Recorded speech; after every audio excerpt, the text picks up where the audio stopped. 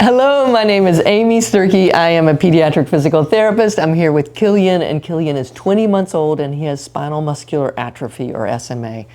And one of the things that any child who has a 25% gross motor delay starting from in the first year, or you know that they're going to be delayed in their walking, such as Cillian, it's important to go ahead and start thinking about oh goodness, it's important to go ahead and start thinking about a stander. The research says that when children typically start pulling up the stand, which is anywhere from 8 to 12 months, kids start pulling up the stand. So around 9 to 10 months is when you need to think about children similar to Cillian. Go ahead and getting in a stander. I'm feeling like I'm playing fetch. Oh gosh. So Cillian started standing at 10 months of age, really limited by our access to a stander. What we knew he was going to outgrow. So we've been blessed to be able to get ones from loaner libraries and SMA foundations, etc. Cillian has recently been diagnosed with hip dysplasia, and so what that means is that the hip joint is not developing properly.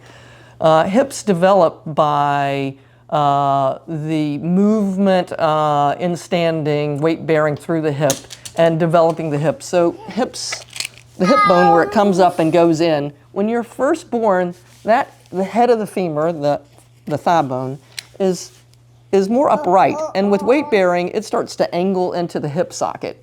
And similarly, the hip socket starts out fairly shallow, and with weight bearing gets deeper and deeper, so you get a nice coverage of the head of the femur, or the thigh bone. So it's really important for children to start standing as soon as possible to help develop that hip joint. Otherwise, it can cause problems later.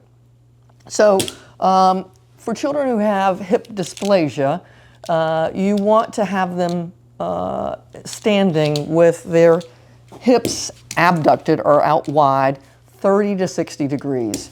Now, Cillian today, we just started this standing with his legs out wide, and this is about a total of 30 degrees hip abduction currently.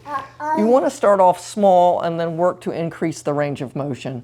This is the max that this particular stander will allow, so you will have to get a different stander. We'll get the Leckey Squiggles Plus that will allow more abduction of the hips, and that standing with your legs out wide is what helps get that hip bones into the hip socket to help develop it better.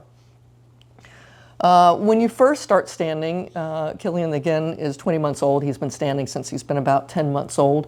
But when you're first standing, you can start at 5 to 10 minutes of standing and work your way up. He is all the way upright. Now the research says to get weight bearing through your legs, you need to be 85 degrees or more to upright. And we have him all the way upright now. What you want is that when he's standing, that it's difficult to move the feet so that you know that he's got weight down through his legs. You want, with hip dysplasia, to stand at least an hour a day, and Cillian's been standing an hour a day for a really long time. Things you think about when you have him in a stander is you want to make sure that you have hip extension, so the hip is straight across, that the knees are underneath the hips, and the feet are underneath. You want to make sure that there's not too much pressure on the kneecap, so we have this just barely above the kneecap, and that the knees are all the way straight. And if you have any problems with ankle range of motion, you can actually put a 15-degree wedge underneath the feet to help wedge up the toes and stretch out your heel cord or Achilles tendon back here.